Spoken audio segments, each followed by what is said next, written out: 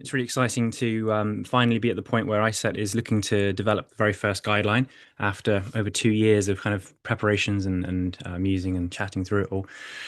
Um, I'm going to start by kind of going through some of the basics of what we brought us to this point, what the scope of this committee is, and then one of the things we'll be doing is actually choosing somebody to chair this subcommittee going forward. So that won't be me; it'll be somebody else, and anybody can put themselves forward for that. And we'll talk about how we'll do that in a few minutes. But I'll just start by talking about what we're doing here at the moment. So the membership of this committee, this is the membership in total of the. This is not ISET as a whole. This is just the nystagmus subcommittee.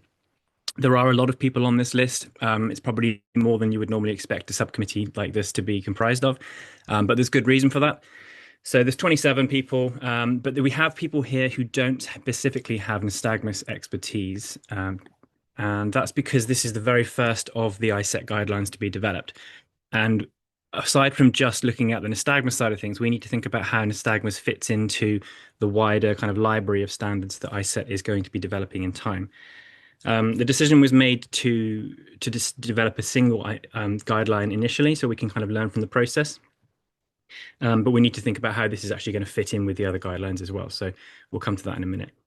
The people on this call should be primarily clinicians, clinical researchers. We've got some manufacturers as well who've been involved in both this committee and wider ISET, and people who have an involvement in the kind of quality of eye tracking data, because of course a big important part of this is how we transmit data between centers, between eye tracking devices, and enable free communication of patient data, essentially. We're also joined by 4 members of ISEV, the International Society for Clinical Electrophysiology of Vision. There's obviously a big overlap in the interests. Some of these people that are involved in ISEV, which covers things like electroretinography, VEPs, and so on, will also be often involved in eye movement testing, particularly in the specific context of nystagmus. So I'll just outline the kind of collaboration that we have agreed with that with ISEV so far. So ISET itself was modeled largely on ISEV. Initially, we kind of brought this forward as we said we need a kind of similar type of thing as ISEV for eye tracking. Ruth Hamilton, the current president of ISEV, has been really instrumental in kind of setting ISET up, and we have 4 people here in that subcommittee. The reason this is important to have them on board, they've been around since 1958. Originally, they were a slightly different name, and they've been producing clinical standards since 1989. So they have a lot more experience than we do. This is our first one, but we can do this kind of in tandem with them. So back in June, ISEV kind of approved a motion for a collaborative standard to be published between ISET and ISEV, with the tentative title of being the ISET and ISEV guideline for clinical eye tracking for nystagmus evaluation. Now, that might change. There's plenty of scope for that to change, and we'll discuss that in a moment as well.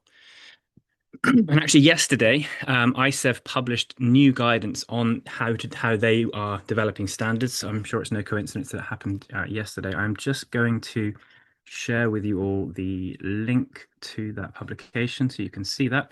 So this is hosted on the ISEV website. It's about a 3-page document, I think.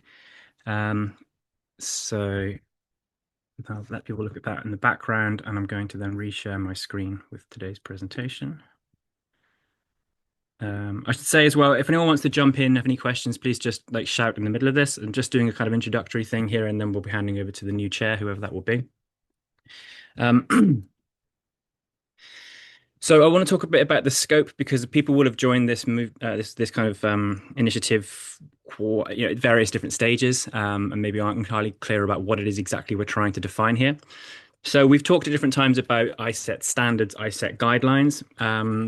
ISEV have taken an approach where they used to define things always as being standards. They now use the term guidelines for an initial publication, and at previous ISET meetings, we've agreed that seems quite a good way of doing things.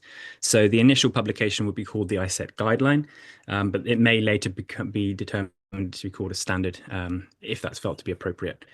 It's also important to point out that this is not meant to be something that is mandatory for clinicians to use. It's meant to be more of a set of handy default settings to use when all else is equal, if that makes sense. There's lots of things that we do with clinical data, like, for example, low pass filtering, calculation of velocity, saccade detection, and all that sort of thing, which really, in a lot of the time, it doesn't really matter which test or which algorithm we use. But obviously, if we're all using different algorithms, we have the problem that led us to this point in the first place, which is that we all have data that's incompatible with each other, and patients can't be compared necessarily.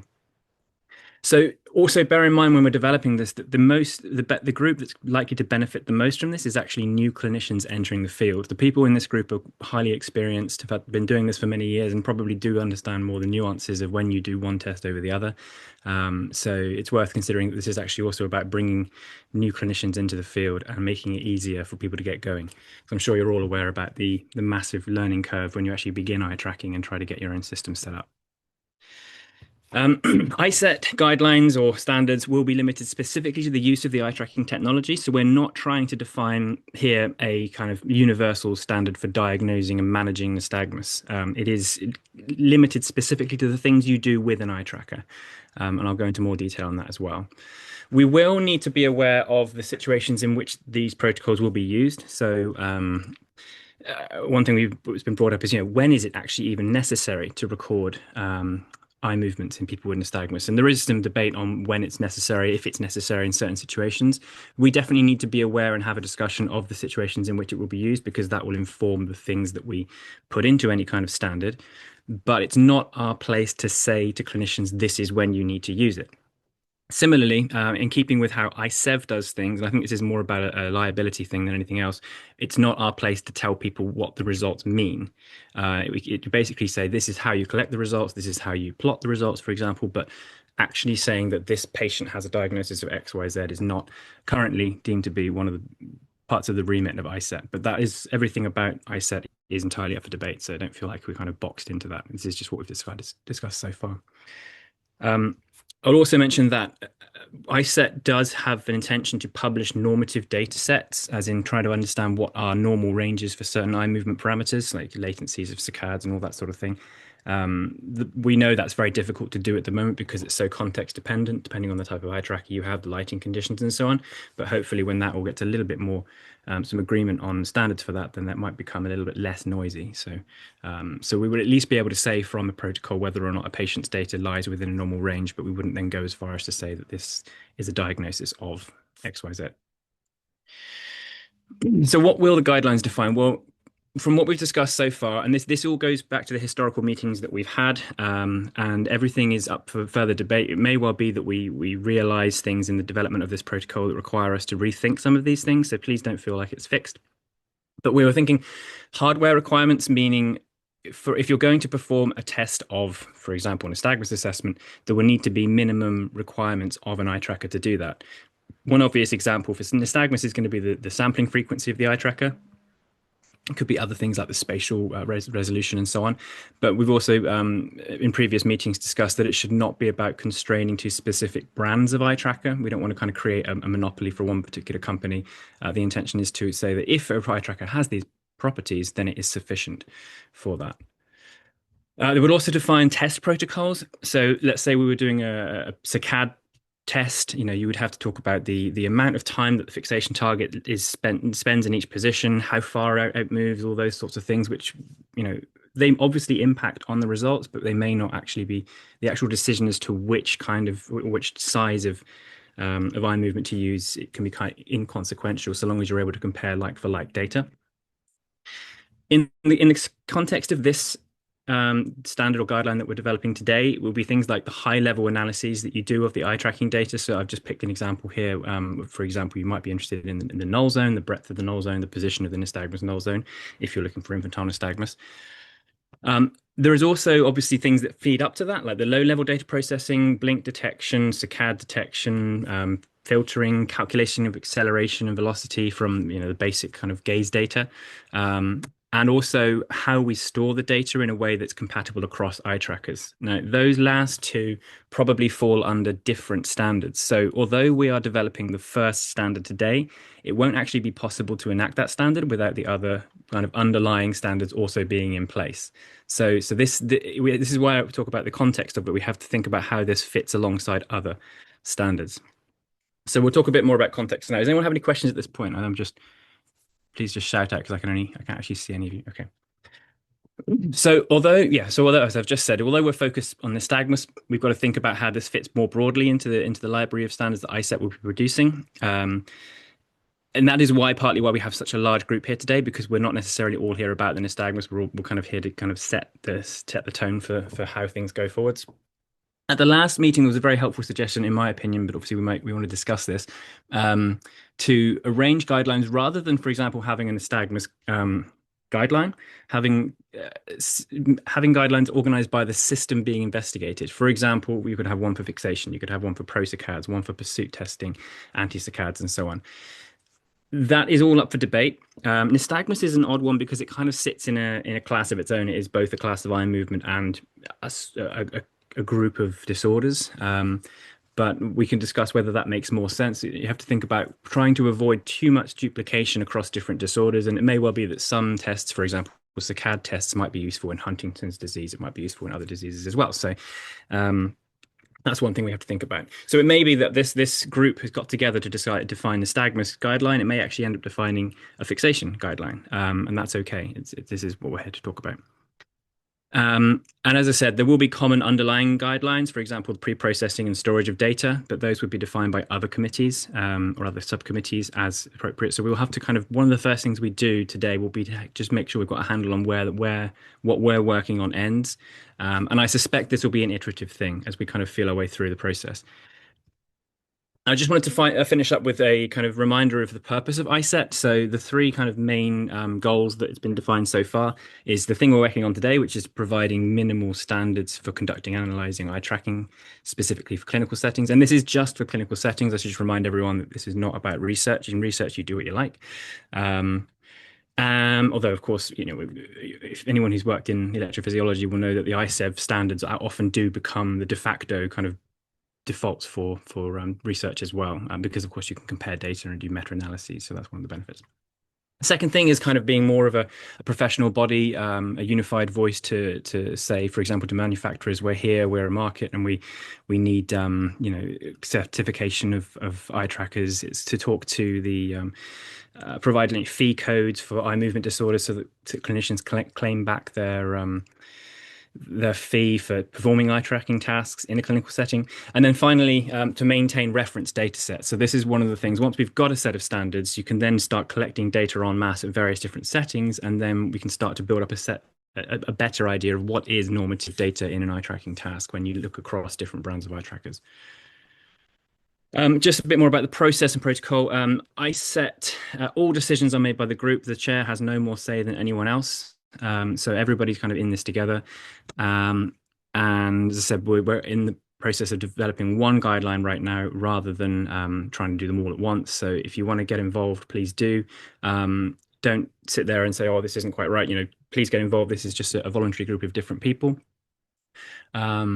The reason, and I should also reiterate the reason for going this kind of like everyone's involved and everyone's equal in this process. The reason for that is to make sure that at the end of this, we end up with a set of protocols that can universally be said were actually developed by everyone together. We don't want to get to the end of producing these and have somebody say, well, this was a self-selecting group of people who decided to go off on their own and tell everyone else how to do things. So that's why everyone can be involved and has an equal say in this. So the first thing we need to do is decide on who's going to chair the meetings going forwards for this subcommittee. The one criteria that has so far been set by the wider ISEC group is that it must be a clinician. And the role of that person is going to be to arrange the meetings, chair the meetings, and they will also lead the write-up of that final standard, which will be a publication. So they will be the corresponding author on that final publication. As I said in the last slide, that chair does not make decisions on behalf of the group. They have no greater kind of vote or veto on anything. Please nominate yourselves if you want to take it on. If we have more than one person who's keen to do it, then we'll just ask you to briefly chat about what your history is in nystagmus, and we can then take a vote on that. And I will also say that this is the first time we've had to kind of decide on a chair for something. And previously, with all the positions in the committee and so on, we've just sort of said, "Oh, I'll do it then." But I see there's 27 people here, so if anyone has any discussion on how we choose the chair, that's all open for discussion as well. So I think that's everything I had to say. I'm going to stop sharing my screen. Maybe we'll just do some questions if anyone has any, and then we can go forward to deciding who would chair, and then they can either take on straight away, or if they prefer to take on, from the next meeting, that's fine too.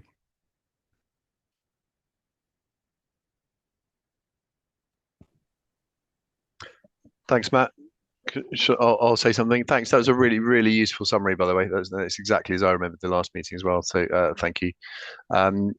For the chair position, just a thought: is it worth us having this meeting today and then seeing? Because I don't know about others, but this might take one direction or another, which will affect that choice.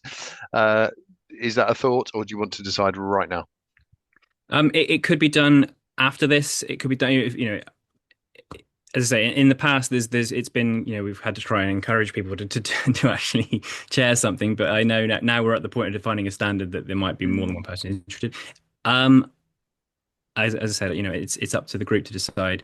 This is one process. We could see if anyone's interested. If they want to say, actually, I am interested, put your hand up. I haven't had any other, although I've had discussions by email with people. I have no one, anyone who said they wanted to be involved would be here at the meeting. So Matt, you've also only got 15 of the 27 online. So that's it true. might be Yeah. worth putting it out in case there is someone who this was a bad conflict for, in terms of putting forward nominations. Okay. Okay. Yeah, we can Yeah. do that. We could do it in the session. I don't know that we sort of said to people, hey, we'll definitely do that in this session if they didn't hear the last meeting for Okay. the broader group. Okay. Yeah, okay. So in that case, I'm happy to continue during this meeting until we have got somebody for the next meeting. Um, would we like to do that then, sort of on the forum, people put down, a little explanation as to why they think they should lead the committee or Can I suggest that we get people to write just a little bio that gets circulated to everyone within the committee, and then we vote in some sort of online polling, Mhm. and call it from there. So it's not it's asynchronous that way, I guess. Mm. Yeah, So yeah. hey, if you want to do it by this date, you just need a paragraph. Very happy if people want to talk about that, but I think we'll struggle if we try and get everyone on the same call. That's Mm. all. Yeah, yeah, 15 out of 27 means we're down by 12 people, so that's fair enough. Okay, all right then. So in that case, maybe we should just talk a bit more about scope and so on, and make sure we're all have a clear path for what it is we're going to be defining, the items that are going to need to go within that definition, and what we're not defining as well. Does anyone have any more questions about the process of choosing a chair? Let's just start with that. Make sure that's all okay. Yeah, I have a question. Hi, Larry. So what happens if nobody wants to be a chair? I guess it would fall to me if no one else wanted to be the chair, but I'm, hoping that somebody else will take that on because we really want it to be an active clinician. I am a clinician, but I'm not an active clinician. So to meet the actual definition, we would like it to be somebody who's practicing. Okay.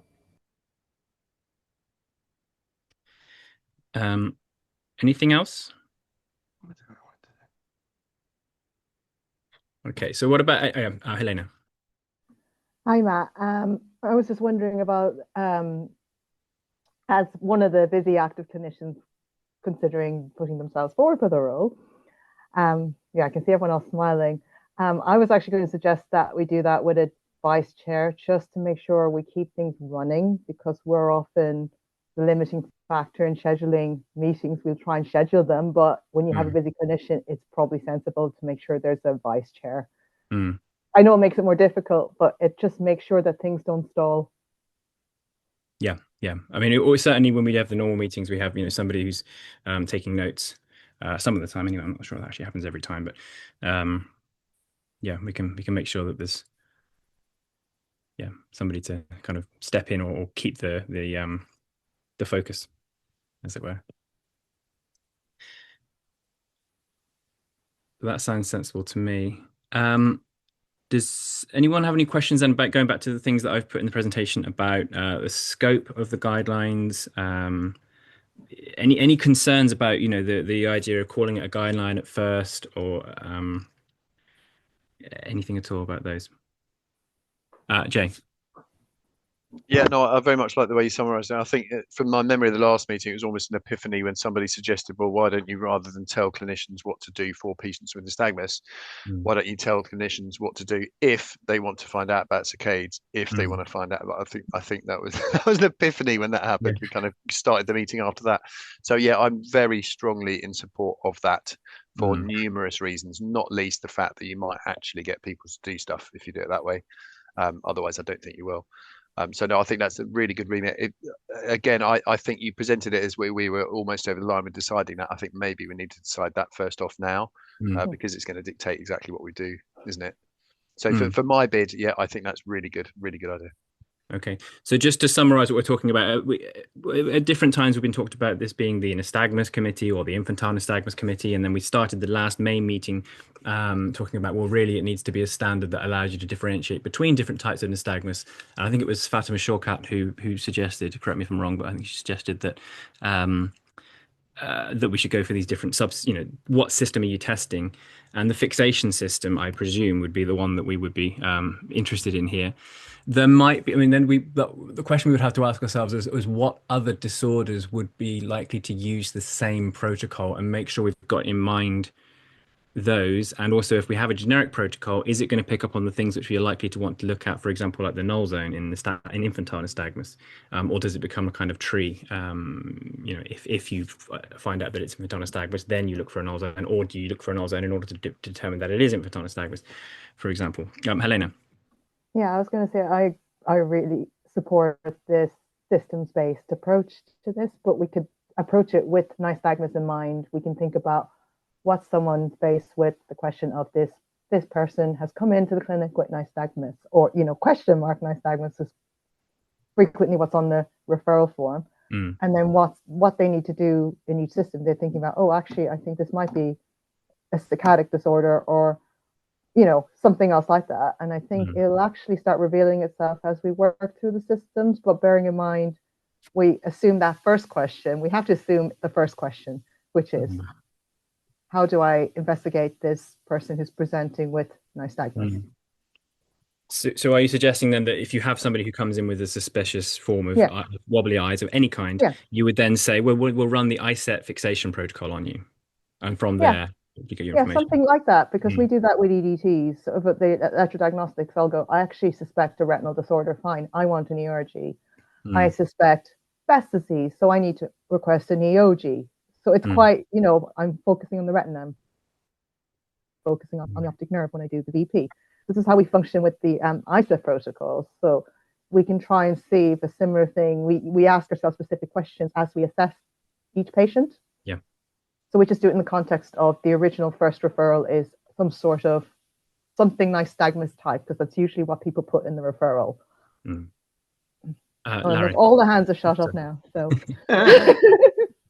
Hi, sorry I missed the first part. I've been lecturing for the last 3 hours online, but no, I agree. Generally, I will get a referral saying, "What is this?" And again, I'm not a clinician, but I've been doing nystagmus testing for 40 some years. And then the next question, if they think it's INS, then features of the INS, where the null is there a periodicity? And so it really is a sequential process, but I think what is this?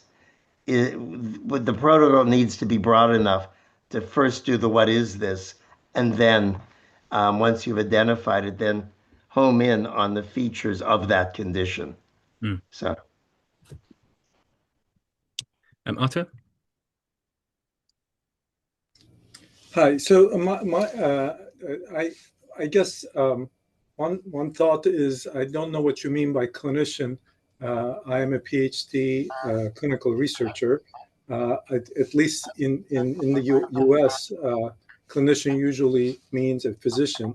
I don't know if that's what you mean, or whether you mean anybody who deals with humans and clinical research or clinical testing.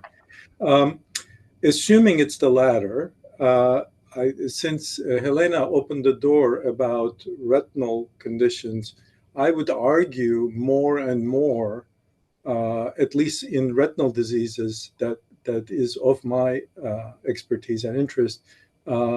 Often it's not a diagnostic question. Often these days, the diagnosis is quite clear. And the question is, what does the phenotype of this diagnosis show up, and what does it mean? And when you intervene with these diseases in gene therapies or otherwise, how does that change? And what is the natural history? This is, I recognize it's a very biased point of view on my part, but that is my interest and my experience. So I would argue that there is a different aspect of this guideline, which is not kind of a more like a health diagnosis, but be more specific as to what it says about this disease, that you kind of know what's in front of you. And obviously, when one is talking about nystagmus, all the congenital disorders of retina come to mind, and great majority of them will have an oculomotor disturbance of some sort. And so that will be kind of obvious and expected. And the only questions, at least in my mind, of relevance is, well, how do they differ? How dramatic is it? How does it change? And what does it mean in terms of interpretation? And I agree with you, Matt, that we shouldn't be interpreting in the guideline, but maybe I would argue that the guideline should provide enough data to allow the interpretation. And I actually prepared a couple of slides at some point later, but to put my perspective, if there is time. But that, I just want to throw those out. What I don't know, and maybe you can help me and maybe others, is on a given, I don't know, a 5-year-old, 6-year-old that is in the clinic, what proportion with nystagmus or with some kind of oculomotor disturbance, what proportion of those patients will have a retinal disease versus a CNS or other condition? That I have simply no idea. And thus, in terms of the guideline, are we talking 50-50? Are we talking 90% is CNS and 10% is retina? Or if you have an opinion, that would be great in terms of helping me put the guideline in perspective of the wider audience. Amanda, did you want to come in on that? Or I think kind of leading into some of that is that question. I really like the option of subsystems. I'm wondering though whether or not it's worth thinking about some of the clinical things that this will be applied to and making sure that they fit at the end of it. We're talking about nystagmus as we see it for optometry and ophthalmology, but we're also then thinking retinal diseases. Are we also thinking about psychiatry and how that might be interpreted if they're thinking about some of the kind of weird wiggly eyes that we get looking at some of those aspects as well? I mean, that's often then thinking the diagnostic element of it, not necessarily in the same sort of vein of it. So I'm kind of wondering whether or not that while we're thinking of them as a system, whether or not it's worth thinking these are exemplars or examples that might be used to kind of make sure that we're ticking all of the boxes of what this might want to cover. Just a thought process, but yeah. Jay. Yeah, just a couple of thoughts. Firstly, when we're talking about kids most of the time here, we've got to be really careful that perfect is always the enemy of good in clinics with children. So we really need to steer away from getting as much info as we can. In case we might use it, we need to take the totally opposite direction, in my opinion. The second thing is, I think we probably need to be even more agnostic than we're talking about already, because we haven't actually decided whether this is all about diagnosing that child with, we don't know, nystagmus, or whether we're actually talking about identifying a null zone to help that, or measuring a null zone because we're planning surgery, etc. So all of those things are actually part of what my understanding of what we're supposed to do. I still think we need to cycle back to, if the clinician wants to know about saccades, this is the way we suggest you do it. If you want to know about null zones, this is the way we suggest you do it, and be completely agnostic otherwise, because otherwise you are telling people what tests they should be interested in at various state, which I think you need to steer completely clear of. And I think it was, to be fair to Fatima, I think it was actually the ISEF representative last time who suggested this, because that's what they've done. And I think that's what's worked really well for them. Fiona?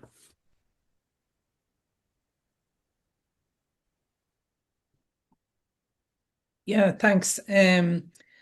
So I think there's 2 points that come up for me. The first one is looking at my nystagmus, that may also occur, for example, in the process of a VHIT test. It might represent a balance disorder in some cases.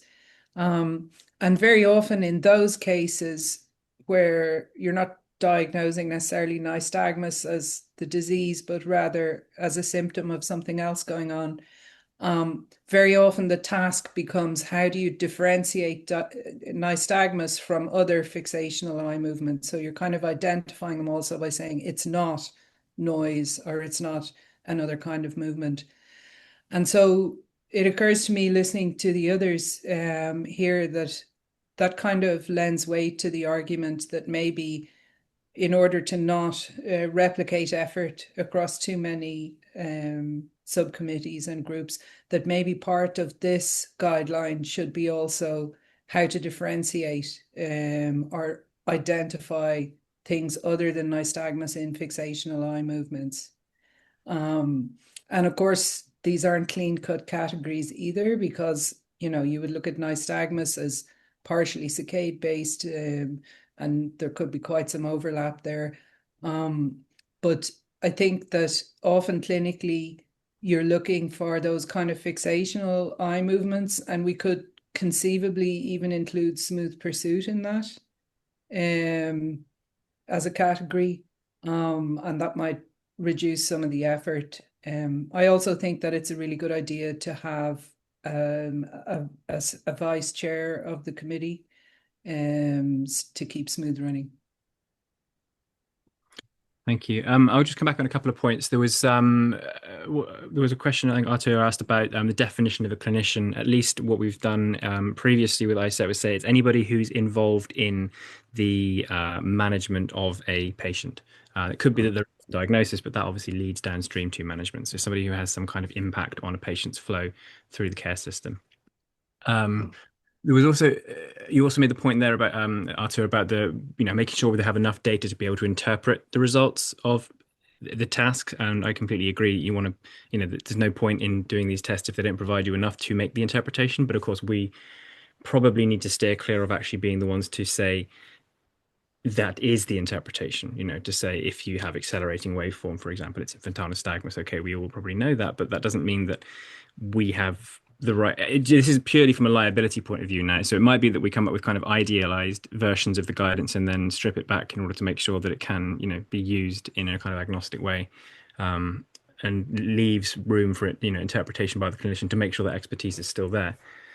I think there was also your point about the genetics and retinal disease and so on. I don't know. I might come back to you just to say what you had to say about that one, because I think we need to make sure we're sticking just to the eye tracking side of things. So rather than this being a general guideline as to how to differentiate between forms of nystagmus that might involve genetic testing, it might involve photographs or ophthalmoscopy of the retina. Sticking just to the eye tracking side of things, in at least that we're trying to replicate how ISEV does things. I'm actually mindful. Do we have anyone from ISEV here today? No. Yes. Oh, Hamid, you are. Yeah. Okay. Now in ISEV we have standard protocols, and we have also extended protocols. So sometimes we have minimal requirements for doing some tests. For instance, we have minimal protocol for ERG. So I can imagine when you measure all the different systems, you can define the minimum parameters you need to, for instance, when you want to measure a saccade, so you have the minimum requirements for the eye tracker, or minimum parameters you need to show in your results. And when you want to do extra measurements, for instance for nystagmus, maybe you can later make an extended protocol to dive into more deep into the nystagmus. Okay, so you're saying you might have, for example, a fixation protocol that you run on anybody with an abnormal fixation, but then if you identify that it's infantile nystagmus, you might then look at a waveform analysis and a null zone. Yeah, you can dive into the nystagmus realm with a lot of different things you can do. So maybe it's good to first define all the systems and then say, okay, for fixation you need these specifications and these parameters you need to resolve and to measure and define that. So like a minimum protocol for all the different systems. Yeah, I think some of the work of this subcommittee is going to be defining the full gamut of, the library, as it were, of standards for ISCET, at least in an initial draft. Rebecca, your hand was up. Yeah, hi, Matt. So I like that idea where you've got, so I do like the idea of working with the different systems. But my only worry with when we're just looking at the fixation system, surely then what are we talking about? Just putting up a central fixation and seeing what happens, and then from there, what other testing would you do? Would be my question, and then going from there on in. Personally, me, when I'm starting with a nystagmus patient, that's what I do. So the patient comes through to me. The question is this nystagmus? What are the nystagmus characteristics? I start with a central fixation.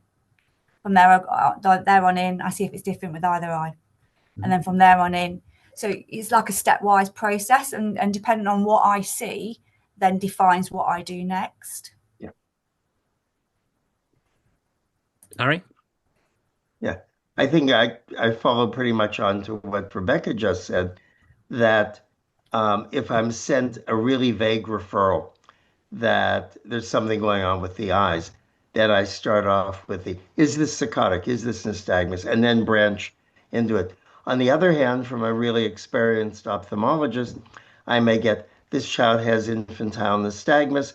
I would like to know, is his null zone where his null zone is, or does he have good foveation?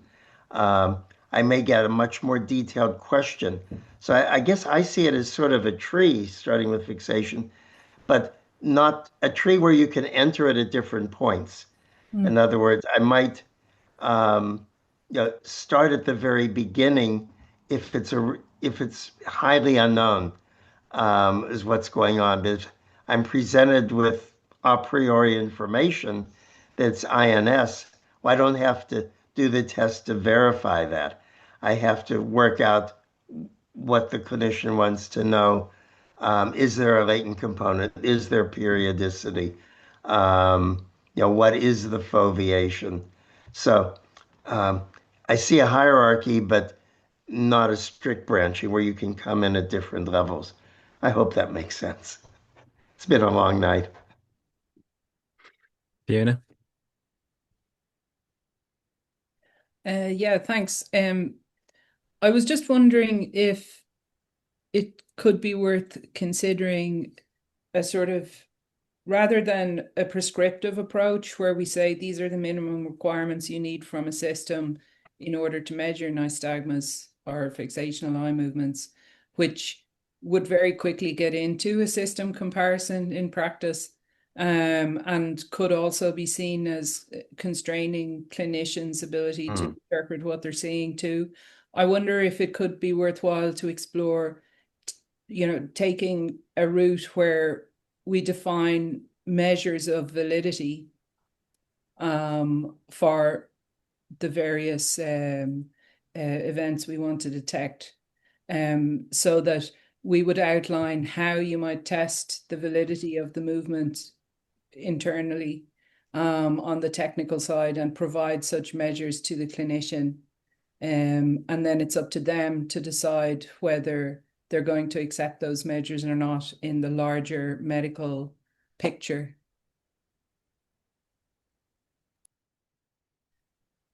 If I may just come back on that one, can you just define what you mean by validity, and how would a clinician know that they had a valid system?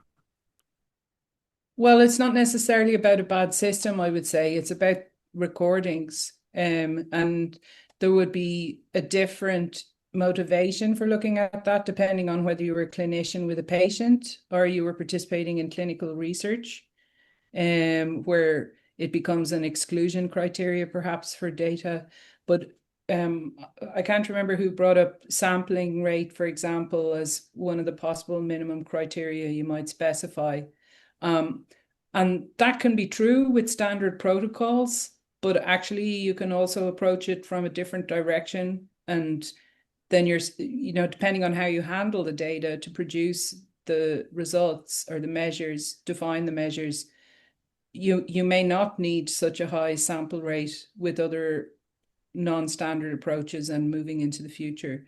So you wouldn't want to preclude better methods dealing better with data over time. But in terms of things like many of the fixational movements could fall under a category of slower movements with saccadic parts in them. And if you were to investigate measures of the validity of the data without pushing any particular method, some of the things I've explored include calculus-based measures where you can provide an error metric of how close to the calculus of rotations a movement fits. You can also look at a known physiological model. We have constraints on how fast components of nystagmus can possibly be given their amplitude and so on. So you could start looking at ways to provide such measures of validity to clinicians, or to recommend that such measures are reported in publications of clinical research, for example. But it would be something to discuss. I'm sure there's also many ideas about that in the group. Thank you. Sean?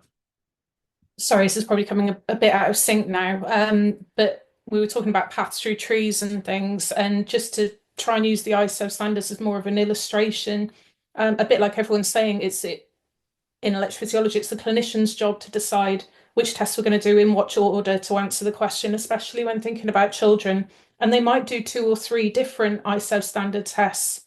So they're almost like the nodes, and then it's up to the presenting referral and clinician decision of which route you take and which tests you do to put together the answer. But you've got those separate different pockets of knowing you're doing things by a standard. And exactly, I think as Jay said, it's all about the minimum because some of these kids are so tricky. Absolutely. Thank you. Jay? Yeah, thank you. I think we're sort of heading towards consensus here. I think Rebecca and Larry's points, I think, are really, really valid about this tree that you might navigate through in different ways. And I think overall, the tree is what assessment you do in a kid with nystagmus broadly. I think what we don't want to do is dictate the route. So we need to describe the branches alone and be completely agnostic to which tests you want to do. The other reason for that is that actually to fulfill your criteria of what we're doing here, your 3-point thing in your PowerPoint slide, we don't actually need everyone to do everything via the same route. You just need them, when they do that thing, to do it the same way.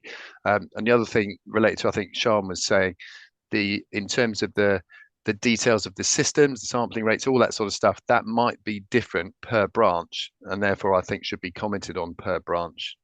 For example, Fatima for us sometimes does an EOG recording because I want to know one thing only. I don't need a fancy eye tracker. All I want to know is one specific thing, and that is perfectly the sensible thing to do in that moment.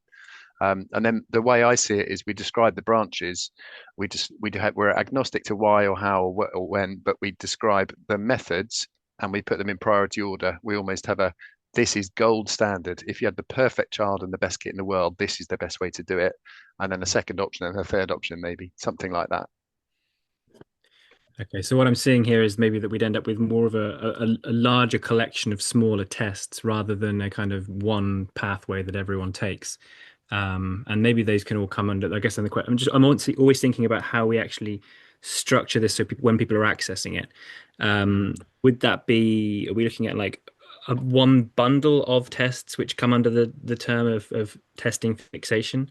I would move away from the testing fixation personally. I would just have 2 levels. You've got your stuff, what you might want to do in a kid with nystagmus, and then your list of branches and the different ways you can test those branches. The complicated nuance for me that I can't quite get my head around yet, I haven't got a strong opinion about, is whether those branches are literally systems. If you want to know about this child's saccades, this is what you do, smooth pursuit, whatever. or whether you base it around the questions that I think we've had 2 or 3 clinicians already say now, this is what we do all the time. Question number 1 is this nystagmus or not? So you could almost have branches that are related around the really obvious questions, but I don't have a strong opinion about that because there's 2 different ways, I guess. The only thing I would add or caution we do here is make sure we think about other, because ISCET is not just about nystagmus. ISCET's about every possible clinical use of an eye tracker, which is a huge remit. But if you're going to have tests that are common across those disorders, you might want to think about, again, how we structure them. Are they all separated? And then maybe there's a nystagmus guideline about how you use those individual tests that ISCET defines. So I would suggest you do the opposite. You stick to the context of nystagmus for this purposes, and then you may find that what we write on doing smooth pursuit is perfectly, reasonable with a couple of adjustments for the other guidelines. But as this is number 1, I would stick 100% to the context of nystagmus to start with as a trial. Just a thought. And we can always split and rearrange later on. Yeah. Russia. Yes, well, what I'm thinking of is that we would focus on the testing modules, and then what we need to tailor for the patients with nystagmus. We still, of course, don't have the general guidelines for ISCET, but I mean, it would be more of like, we will have to pass in a way with like the general and then what do we tailor in order for the patient with nystagmus that we would be able to get the fixation, the saccades, because it's challenging in such cases. So there, for example, there's whether there is low vision or not, whether there are associations, whether there is detubation, for example, that might make even the fixation sometimes hard. And so children and adults, I mean, it's eccentric and eccentric fixation. I mean, it's the testing itself, and we have the characteristics, of course, of nystagmus in mind, whether it's neurological or not. And then we might also, if we want to use the ISEF terminology, then this would be the standard protocols, and maybe the extended would be that we would say, in order to reach a certain diagnosis, then we would do so and so. So we would, for example, reach the diagnosis of infantile nystagmus. It would be more of these together, or even as also differential diagnosis also. So we would need to. This is how we need to pass through the general and the tailoring of it, and then also why not we also approach some of the conditions, because I think we will have to anyway, if we can give some, whatever the terminology that we would call them then. But I don't know what all you think about that.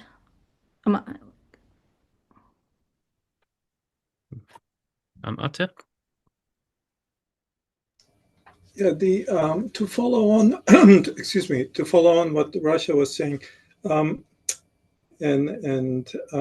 so I think there is an overlap of the word eye tracking and fixation tracking. And at least in my world of retinal diseases, congenital retinal diseases, fixation requires vision to see, whereas eye movements can be, open loop, closed loop, and at least in our range of retinal diseases that we deal with, some targets may be visible to some people and not to others. So it brings up a very large set of questions. And I guess going back to your question in terms of how to order such a guideline, I wondered if there is a way. Well, actually, let me step one step back. I'm assuming that's not how I think of it, but I'm assuming everybody else is thinking when they say eye tracking as an external eye tracking. Is that a true statement? As in corneal/lenticular tracking as opposed to retinal tracking. So we deal with retinal tracking all the time, and the two say sometimes very different things. Rasha mentioned, central fixation or eccentric fixation. If you have somebody with light perception vision, you have no fixation. You have wandering eye movements that range from, fine nystagmus to, canthus to canthus eye movements is a very big range in our world, and it overlaps. So that brings up a whole bunch of questions. So I guess my main point I wanted to make was, is there a way to define the least common denominator that requires no ability to see? And that would be kind of a first cut, and that in theory can be done in anyone. And then if somebody had obviously central foveal fixation, then you can put a steady foveal central target and measure something. And then beyond that would require more vision, such as moving your target and tracking your target and smooth pursuit and all these what I perceive as more complicated eye tracking tests that also require higher levels of available vision. I think you've identified, why maybe starting with nystagmus is the most complicated one we could have done, because you've got children, you've got adults. You're right that if you haven't got any sense of any vision at all, then you have to change the tests for that as well. It's clearly not as universal as it is perhaps with the ISCET test, so we've always kind of used them as an analogy, but you're right, there's just so many different ways to do these things. In some cases, it may just be the case of, here's the standard, and it's patently obvious that in this patient that's not going to work. I mean, you may probably come across patients where tracking is not possible because maybe the eye is either there's no iris, or it's a microphthalmos eye, or something like that. There are going to be times when you can't do it. So there might have to be some kind of reasonable baseline for which you can do this task and then modify as required. Anyway, just some thoughts there. There's 100 hands up. So Fiona.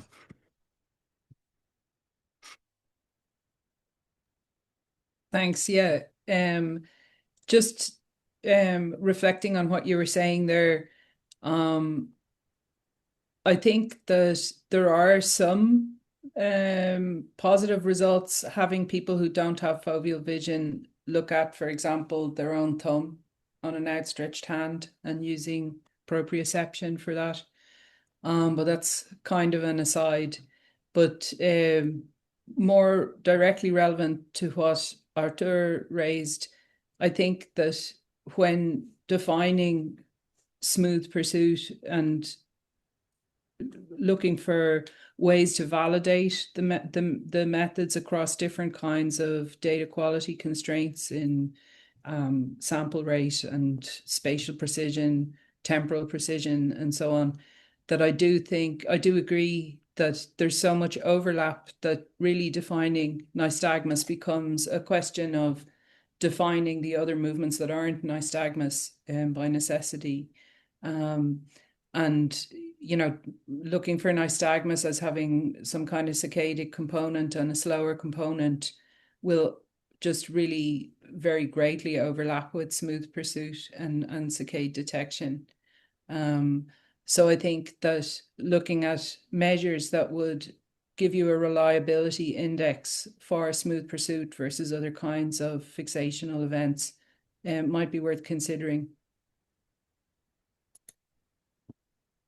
Thank you. Helena?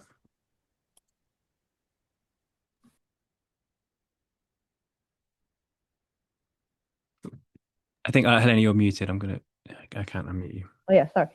I just wanted to take it back to why we're doing this. And it is that we are trying to get that group of clinicians who see people, children, adults with unusual eye movements that might be nystagmus, how they might utilize tracking. Because for years, a lot of clinicians have been able to manage without tracking. So you have to think, what is the advantage of using eye tracking?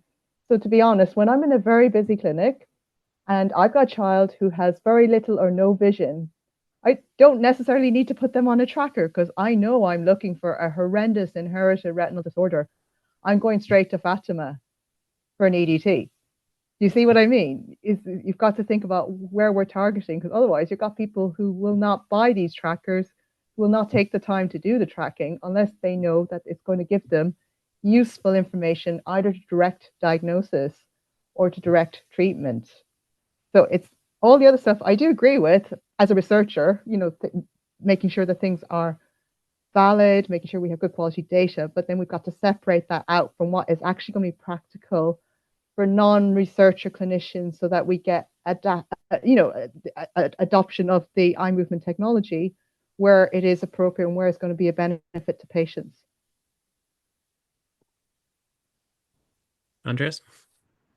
Yeah, for me, the ISCET should come from the eye tracking side. So my first thing and the most challenging thing in nystagmus is just the calibration. So how to calibrate a subject. Matt, you published a paper on that with a nystagmus which is unable to foveate anywhere. So there are at least 4 types of systems you can use. So the one is the EOG, so you get microvolts. The second is surgical, you can calibrate outside. This is no problem.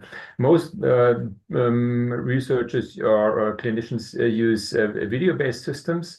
And with the video-based system, most of them need a subject to foveate at any certain location. And if you have a strong nystagmus, it is impossible for the subjects to foveate. So what to do with them? And the fourth system is the video-based system, which is self-calibrating, just like the Neon Labs glasses.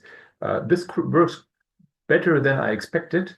But this is the first step, and we should give the reader some hints what to do and how to proceed with a patient with a system that is used in the clinics. What does it mean for the recording and the results? Next step is signal to noise ratio that was mentioned here, and the sampling rate and spatial precision. And this is what we have to keep in mind. And this all affects everything that comes behind. So nystagmus type, slope, saccades, pursuit, anything else.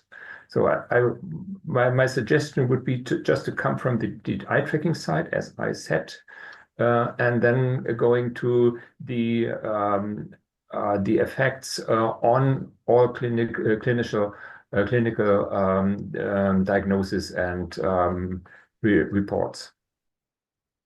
Thanks, Andreas. I'll just say I'm trying to make sure I've got notes on all these different suggestions. I think there's been a lot of things that have been suggested that would go into a standard like this. So I'm trying to keep notes, and I'll go back through the recording at the end to make sure I gather everything and then report it back to the next meeting. Rebecca. I forgot my hand was up then for a minute. So I was going to say exactly more or less the same thing that Helena said. I think we need to take it right back and what is it that we want to achieve here? Because for me, yes, all these different things are really, really important. And as a researcher, obviously, these are things that I would be taking into account. But when I'm working in a clinic and I've got a short space of time to answer a question, whether that be because it's a child or whether it be because, the adult needs to go, they're rushing off somewhere else. I just want to know, I would want to know as a new clinician, what is it that I need to do to get to that answer at that particular, at that particular time. And as I say, all the other things I think are really, really important. But I think we just need to, make a start with something, if that makes sense. Could we get something down where we think, right, even if it was just about in terms of the testing, is this, as a minimum, what would we do with somebody with nystagmus to answer the question, is this nystagmus? If we just had a starting point, I think the other stuff might flow. Just a suggestion. Maybe we need to talk beyond the eye tracking, and then afterwards we filter out the stuff. Does that make? Because at the moment we're always thinking about, but actually you need to do this thing with them, but that's not eye tracking, but that might lead to eye tracking. So yeah, I see what you mean. Larry? Here. I think I'm basically reinforcing what Rebecca just said, that I think we need to first focus on the question. And when I'm doing nystagmus research, I'm pretty conscientious about calibration and getting things set up really well. But if I have a question, this baby has wiggly eyes, what is it? I don't really need calibration. I need to be able to get enough of a segment of a recording to look at the waveform, and that's a qualitative decision. And I think for a lot of clinical questions, the precision of the recording isn't critical. It is for research, but if it's a question of, essentially, if it's a categorical question rather than a quantitative question, then I think that the limits are looser.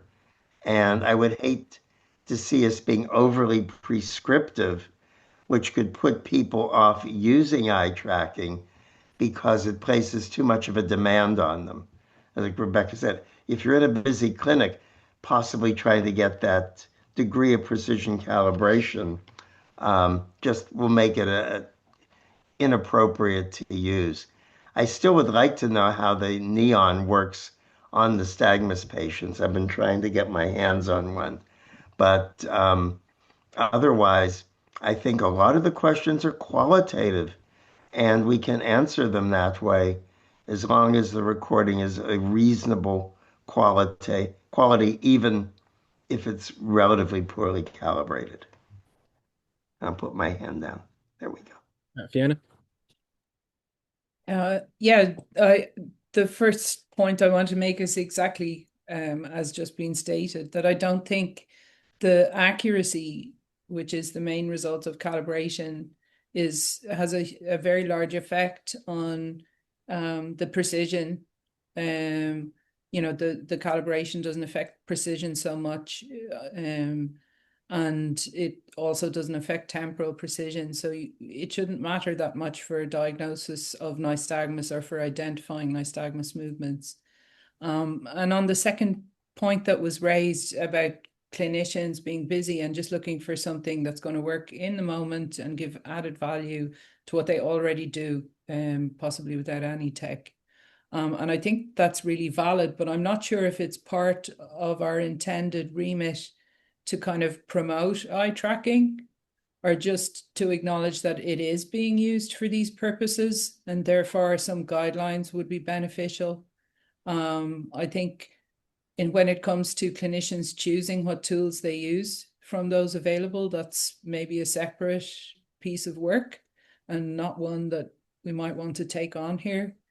But the question would be whether it would be useful for those clinicians who are using eye tracking or who might consider it to have, for example, noisy or bad data identified and clear guidelines on how to do that, because that does happen, especially in a busy clinic and especially with children, trying to get them calibrated to the system. And also whether some kind of robustness score, like if you have a suggestion of nystagmus, some kind of score that could tell you how robust that is from the point of view of the physiological constraints, and maybe also other measures that might come up would be useful too. So you have that more technical assessment of the validity of the data. Thank you. Arthur? Just to play devil's advocate to Larry's comment, I mean, we have to make sure that this standard is something more than a 10-second video recording on your cell phone. So if that's your aim, excuse me, if you know that is, I guess, you know, one way of saying, oh, there is nystagmus. So it has to be something much more quantitative as part of the standard. And I'm wondering, going back to the question of different people having different visual abilities, I wonder for the standard and what you said, Matt, whether there should be a minimum vision requirement, such as, I don't know, 20/50 or something, that would at least limit to the foveal, parafoveal region of vision. So if you know the person has some minimum visual acuity, then you know at least whatever you're doing, whatever they're fixating to, is in that general central area. And thus you can make some arguments about that. And then everything else that doesn't fit to that category becomes research, becomes a wider question, etc. So that's, I guess, one way of placing limits to both interpretation and recording, and what kind of things are going to be available as part of the recording. Thank you. Jay, did you want to respond to that? Yeah. Just pushing back slightly on that. I think we need to avoid the word research at all. If I'm honest, this is not about research. We're not doing research. If we are, then we're taking too much detail because we're measuring something that we don't know by definition. I think we really also need to steer clear, as we've said, from telling clinicians this is how you do it and this is the order you do it. We are literally saying if you have decided you want to know about this or that, this is the methods of eye tracking that we think are best in this order. That's it. I think we need to absolutely stick to that remit. One way of getting stuff started is, I totally agree with Rebecca, there's an element here of just cracking on and getting going and getting something. One way to do that might be to come up with questions that clinicians want to know from eye tracking. So as I've said millions of times, when I want to eye tracking my patients, I almost invariably want to know one specific thing, because that's the only thing that's going to change my management in that moment. So if we come up with a list of those, we can then tag on, well, to do that, you would need to measure smooth pursuit. Therefore, we think to measure smooth pursuit in people with nystagmus, you need to do this or that. I think we need to be kind of drilled in that. Otherwise, we're going to go round and round a little bit in terms of detail. And again, just pushing back slightly, I agree totally about the 10-second video on an iPhone. Sounds like a terrible idea, but playing double devil's advocate, if that tells you the one thing you want to know, maybe that is fine in that moment. So I think we need to be agnostic to that by zooming out. Thanks, Jay. So the reason I have my hand up was to say what you basically said. How can we maybe make a start on producing something? Because I think otherwise we're going to do a lot of discussion around the what ifs and so on. Maybe we just need to have something concrete in front of us, and perhaps structuring it in terms of the questions like you suggested would be a good way to start.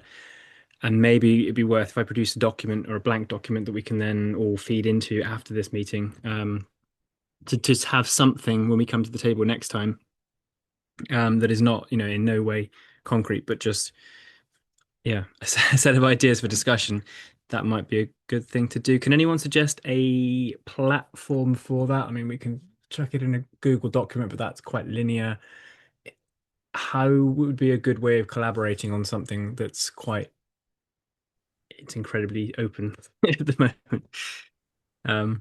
I think it has to be that, doesn't it? I mean, if we all do anonymous suggestions, you're going to have 8,000 things saying almost the same thing. We need to be able to see what everyone else has put. You could maybe suggest a few. I mean, to be honest, the list is not that big, in all honesty. I think maybe you could bung a few down and just see if people have got ones to add. And I totally agree. We can then come back and say, well, actually, do you really need to know that? Is that so rare that it doesn't even need to be in there? And I think you could refine it down fairly quickly, to be honest. I think with regard to the last discussion you had, there are two ways to do this. You can say, here's an ideal, and you won't be able to achieve this in everyone, or you might not want to achieve this in everyone. Or you could work the other way around and say, yes, the 10 seconds on an iPhone is sufficient, and that's the standard. And if you can improve upon that, great. I think we start more zoomed out than that. I think we start with, what question would you want answered in a patient with nystagmus, and come up with as many different questions as you can get. And then you can see how they bunch, how they fall. And again, agnostic to method, completely agnostic to method. Sure. Okay.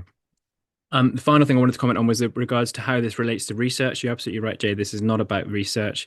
It does have potential implications for research, just like ISEV has. It started clinical, and then it becomes a set of defaults that if you're doing research, you might as well use those as well in the situation that you might be researching. But yes, we're not trying to create research grade data. We're trying to create something that's sufficient for the diagnosis, or indeed it could be about tracking over time, and in which case actually maybe you do want more precise data in that case. So anyway.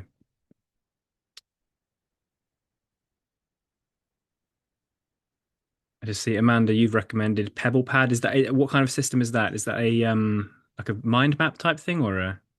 Yeah, more of a mind map type thing. So people can put a heap of different questions in there. You can put them in different columns for different topics. Okay. Yeah. Okay, maybe I'll try. I'll look it up, and I'll see if I can set something up that we can try to use to answer this question.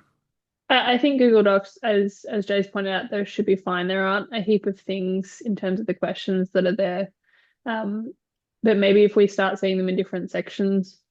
Yeah. It's only to create a kind of starting point for discussions, and just to think about what are the different things we need to talk about.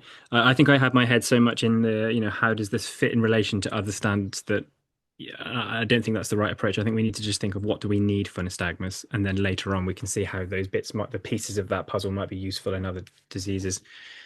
And it can change, right? Like that's the thing. I think the point that's come across is we just need to start somewhere. We need to have a crack at this, and we can absolutely alter it and change it before it becomes a standard. That was the point of it being a guideline to begin with. And it's nice that if you're starting with nystagmus, because it kind of encompasses all the, it does contain saccades, for example. Yeah, we're going to be doing a lot of the work from a lot of the other things that will relate to eye movements disorders anyway. Good. We've got another 18 minutes in this meeting if we need it. Does anyone want to bring anything else up at this point?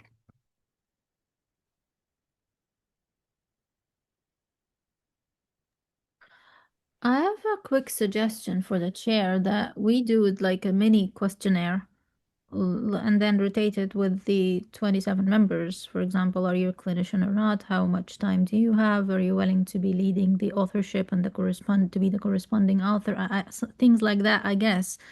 And then the willingness, of course, but because some people might not step forwards, but they might be good. Yeah, and then we would nominate according to, I don't know, that could be another thing, also helping things because not much are actually moving forwards.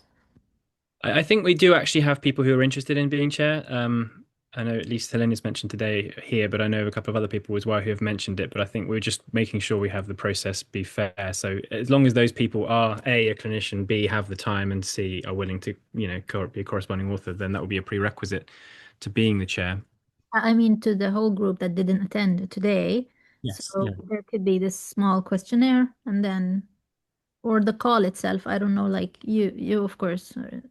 Yeah, I'm thinking if I just put out a message and say these are the three things you must be, which we know, and then have them produce just a paragraph about themselves for that. I think that would be. I don't know. I don't want to push back on this unless someone else. Can I throw a slight spanner in the works? I totally understand the idea of it being a clinician leading, but actually, I think this is going to go very quickly after phase one into actually being far more relevant for people who actually really detailed understand eye tracking. Because once we've decided the clinical questions, this is going to become much more appropriate for people who have years of experience in eye tracking, not necessarily active clinicians. So just to play devil's advocate again, I don't know whether it absolutely 100% needs to be a clinician or whether that decision's made and we can't change it. Okay. The decision was made at a general ISCET meeting, but we're all ISCET members, and we can always say, look, actually, some of those decisions don't quite make sense in the context now. We're get it. So nothing is fixed, is the point. My thought is that you've just chaired this meeting really well, Matt. That's all I'm saying. Right. No. We're meeting here from Amanda. Yeah, so perhaps the chair clinician could be the deputy, potentially. Yeah, anything's up for debate.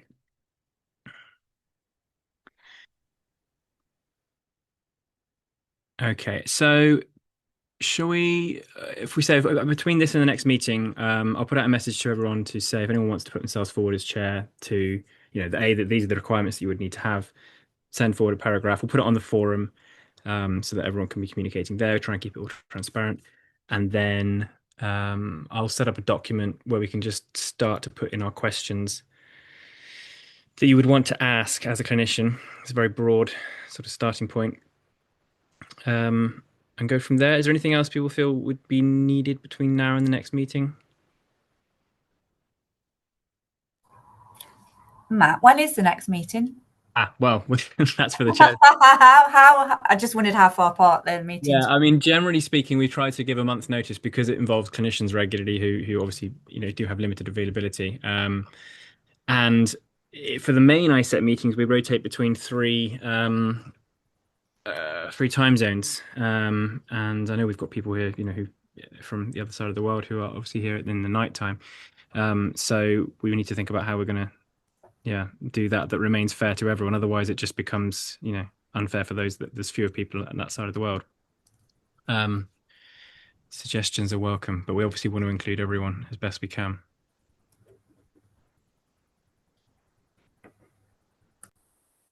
All right.